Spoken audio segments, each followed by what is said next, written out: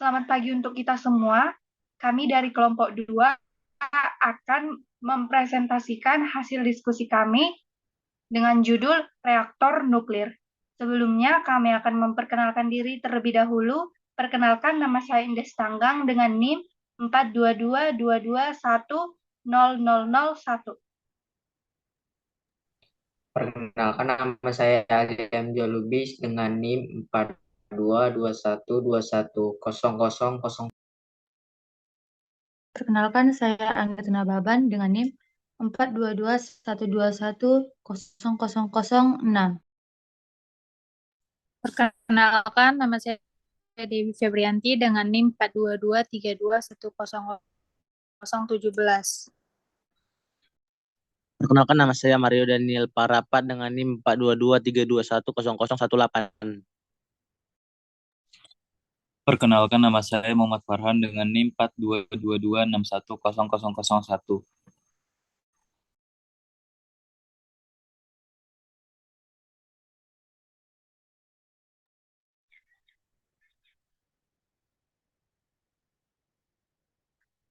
Reaktor nuklir.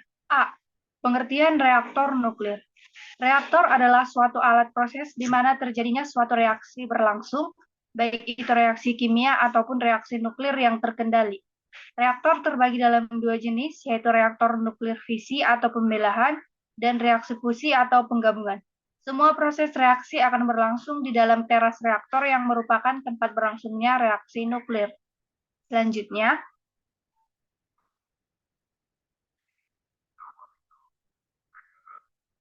reaktor nuklir merupakan tempat berlangsungnya reaksi fisi yang dihasilkan dari interaksi neutron.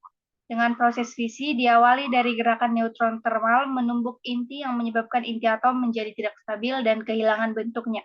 Kemudian membelah menjadi unsur-unsur yang lebih kecil sambil melepaskan tenaga dalam bentuk panas dan membebaskan 2-3 neutron baru.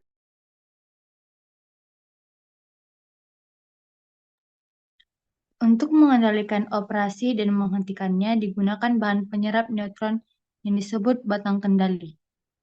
Jenis reaktor nuklir dibedakan berdasarkan besarnya energi kinetik neutron yang merupakan faktor utama dalam reaksi fisi berantai, yaitu reaktor neutron panas, reaktor neutron cepat, dan lain-lain. Berdasarkan jenis materi yang digunakan sebagai moderator dan pendingin, reaktor diklasifikasikan menjadi reaktor air ringan, reaktor air berat, reaktor grafit, dan lain-lain. Berdasarkan tujuannya, diklasifikasikan menjadi reaktor riset, reaktor uji material, reaktor daya, dan lain-lain. B. Klasifikasi reaktor nuklir. Macam reaktor dibedakan berdasarkan kegunaan, tenaga neutron, dan nama komponen serta parameter operasinya. Menurut kegunaan, pertama, reaktor daya, kedua, reaktor riset termasuk uji material dan latihan, ketiga, reaktor produksi isotop yang kadang-kadang digolongkan juga dalam reaktor riset.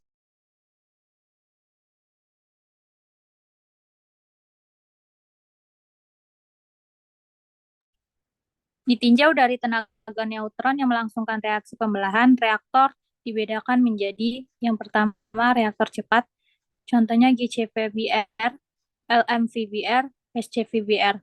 Yang kedua reaktor termal, contohnya PWR, BWR, PHWR, GCR. Berdasarkan parameter yang lain dapat disebut yang pertama reaktor brevektor grafit, contohnya GCR dan AGCR.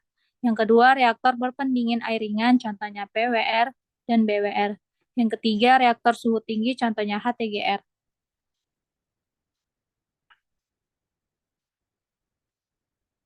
Selanjutnya,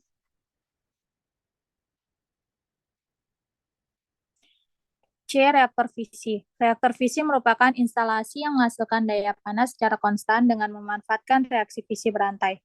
Istilah ini dibedakan dengan reaktor fusi yang memanfaatkan panas dari reaktor fusi. Dimungkinkan adanya reaktor yang memadukan kedua jenis tersebut atau reaktor hibrid.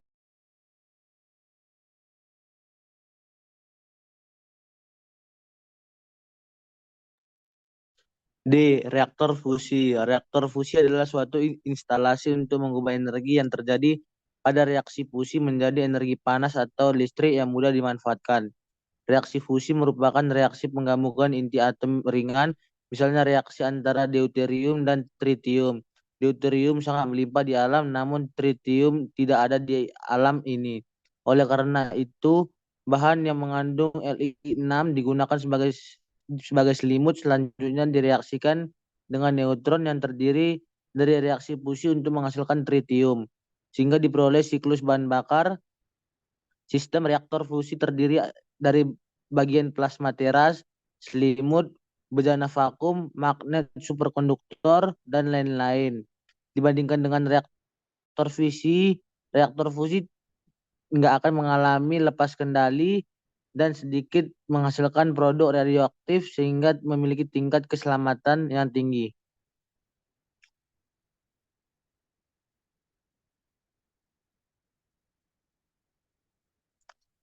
Bahan reaktor nuklir. Bahan bakar nuklir komersial sampai dengan saat ini adalah bahan bakar nuklir fisi yang pada dasarnya bahan yang dapat dibelah oleh energi dan berbagai hasil belah neutron yang digunakan umumnya neutron termal, sedangkan bahan bakar nuklir fisi yang dibelah menggunakan neutron cepat belum banyak digunakan secara komersial karena umumnya masih dalam segala percobaan, misal digunakan dalam reaktor biak cepat atau fast breeder reaktor, FBR, bahan bakar nuklir atau bahan fissile yang terdapat di alam adalah yang jumlahnya terbatas.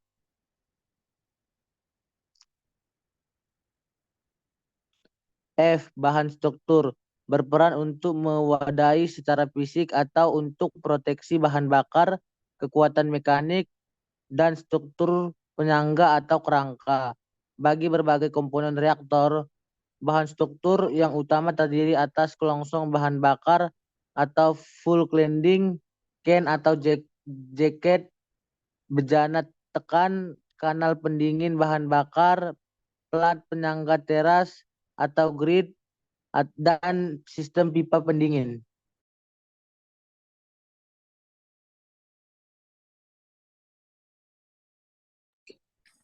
Bahan moderator, reflektor, dan selimut.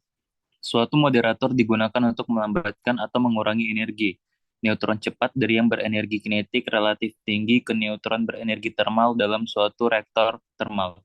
Reflektor radial dan aksial dapat merefleksikan neutron yang terhambur atau neutron bocor atau leaking neutrons kembali ke teras balik reaktor termal maupun reaktor cepat. Bahan selimut atau baik yang radial maupun yang aksial sekeliling teras reaktor sebagai suatu selimut digunakan untuk membiarkan bahan bakar baru dengan terjadinya absorpsi neutron yang bocor atau neutron yang meninggalkan bahan. Lanjut. Bahan pendingin. Oleh karena tujuan utama penggunaan pendingin adalah untuk memindahkan dan memanfaatkan panas atau energi termal dari reaktor nuklir daya, sifat-sifat perpindahan panas yang baik adalah syarat dasar bahan pendingin. Dengan kata lain, konduktivitas termal tinggi, densitas rendah, dan panas jenis tinggi dengan kekentalan rendah adalah syarat dasar bahan pendingin sebagai tambahan. Densitas rendah dapat mengurangi daya pompa yang diperlukan.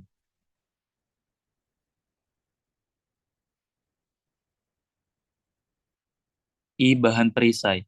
Bahan perisai yang digunakan dalam reaktor nuklir dapat dibedakan menjadi 3 grup bergantung pada fungsinya, yaitu yang pertama unsur berat atau agak berat atau atenuasi radiasi Y dan melambatkan neutron cepat menjadi -1 mega elektron volt secara hamburan inelastik. Unsur medium dan senyawanya untuk mengemburkan dan melambatkan neutron berenergi lebih kecil dari 1 mega elektron volt secara hamburan elastik.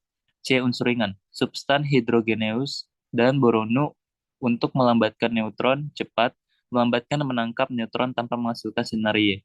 Sekunder. Bahan perisai yang umum digunakan di reaktor nuklir adalah timah, besi, semen, boron, dan substan hidrogeneus untuk perisai biologi. Cara kerja reaktor nuklir. Di dalam reaktor nuklir terdapat 3 komponen inti reaktor nuklir.